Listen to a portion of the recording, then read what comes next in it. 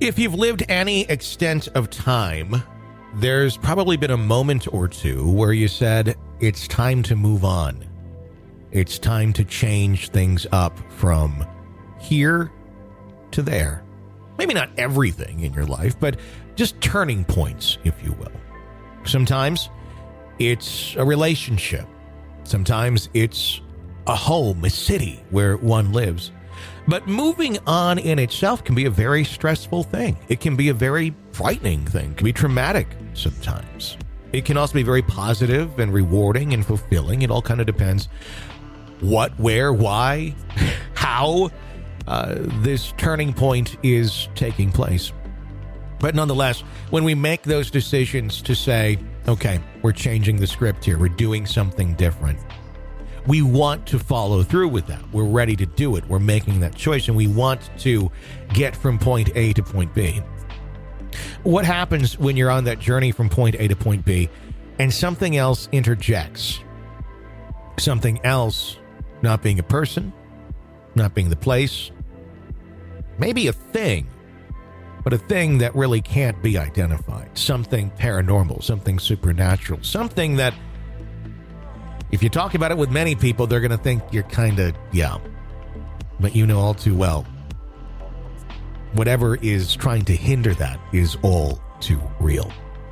On today's episode of Real Ghost Stories Online, we hear several stories of people at turning points in their lives, trying to move on, trying to go from point A to point B for the better.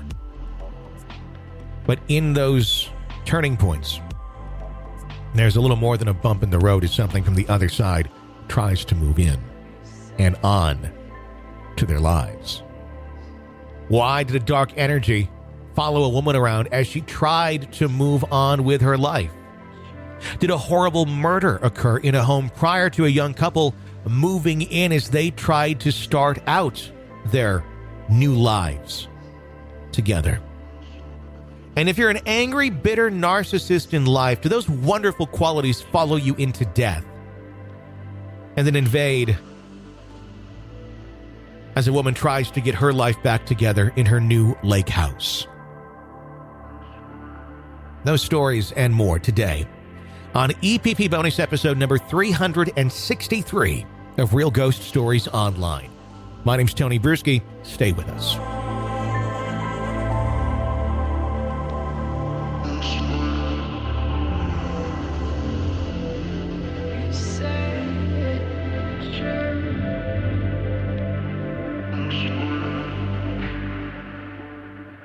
Sometimes hauntings don't necessarily need to be big and bold and crazy and movie-worthy to be very traumatic and very, very troubling.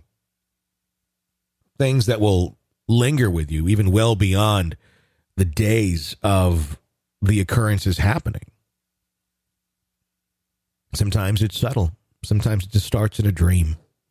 Sometimes outside of those dreams, you start to experience things you can't explain. You start to see things you can't explain. And sometimes hear them as well. It starts to take a physical toll on you and your mental health if these things never get resolved, if they just continue to linger and go on and on and on with seemingly no closure. Our next story is one like that. It's one you can't help but feel very bad for the person experiencing it because they're looking for an answer. They're looking for a way to make this thing stop. With everything they've attempted, they're not finding an answer yet. Take a listen.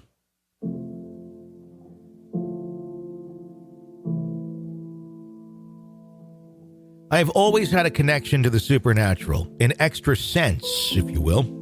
I've never really had any weird experiences other than seeing orbs and flashing lights until after my maternal grandmother died in 2019. After that, I divorced my husband and moved into my first apartment on my own. It was new and in a nice area, so I wasn't concerned about living as a single mom. My anxiety and depression were rather high during this period, and I honestly feel that a demon was trying to take possession of me. I've talked to several people about this, but they all tell me I must have been sleeping. It did start with dreams, or sleep paralysis, or whatever you want to call it. At first, the shadows in my wall would start moving just as I would be trying to fall asleep. I would go into a panic. Then the shadows began to touch me, poke me. Their touch was electric, making my whole body tense and all my muscles spasm. After a month of this happening 3 to 4 times a week, I started seeing and feeling things while I was awake too. I'd see a small creature crawling on top of my cabinets out of the corner of my eye, or feeling like someone was watching me to the point of not moving. There were times when I would fall asleep on my living room couch because I was too scared to walk past the kitchen to my bedroom, knowing something or someone was there. I would have random bruises appear on my body, especially on my chest and back. Then the dreams got worse, and my stress and anxiety also got worse. I began to feel like the shadows were trying to possess me, and at points, my body would move in ways and I know I didn't tell it to. Things began to get better in April of 2020, and the feeling died down. But when I moved to a different house, this time not by myself, in June of 2020, I started again. Now, I probably only have an episode every 2 or 3 months, but it gets significantly worse every time, and I'm quite honestly scared. I'll skip to the most recent episode to shorten the story, but know that others have happened in between of various degrees of seriousness. My paternal grandmother passed away in March of 2020. She had a very strong connection to the energy of the world. Just a couple of weeks ago, I started feeling very depressed for no reason, even wanting to end my life. This is not me. This has never been something I want to do. I'm a very goal-driven person, and so giving up just isn't in my vocabulary, so these thoughts were very concerning to me. Recently, as I was trying to fall asleep, I began to feel the touch of the shadows again. They wrapped around my legs, and I could feel hot breath on my neck. Frozen in fear, trembling and shaking, I closed my eyes tight. Whatever was behind me whispered, "I'm coming for you, and I will get you." I was scared. I did everything I could to open my eyes. Sometimes if I opened my eyes, it helped snap me out of the episode. This time I saw a woman, an older woman, with stringy blonde hair and dark eyes. Her mouth was open like she was trying to tell me something, but I couldn't hear it. She came closer, and I could tell it was my paternal grandmother. As soon as I realized it was her, I felt the shadowy presence go away. I came home from work yesterday, and I suddenly start getting a migraine. It moved to my temples, to my jaw, then started going around to the back of my head. It was so bad I couldn't eat and could barely move. I decided to take a shower in the dark to try to calm the pain. My husband helps me in, but then leaves to watch her daughter. I sit in the tub, let the water run over me with my eyes closed until the pain subsides. When I leaned back to lay down, I opened my eyes and saw black spots. They moved when I moved my eyes, so I knew they were just my eyes adjusting. Below them at the top of the tub, shadows started forming. They would appear from behind me and then rush forward towards the drain to disappear, only to reappear shortly, and then to repeat. It seemed to follow the rhythm of my breathing, so I held my breath.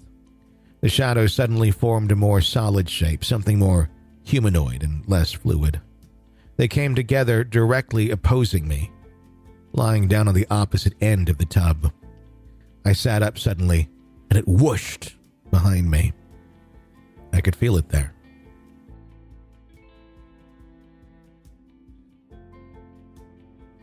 That's where we're going to pause the preview portion of EPP bonus episode number 363 of Real Ghost Stories Online. If you'd like to hear the rest of our stories about a horrible murder that possibly occurred in a home prior to a young couple moving in, and them feeling it, seeing it, having visions of it.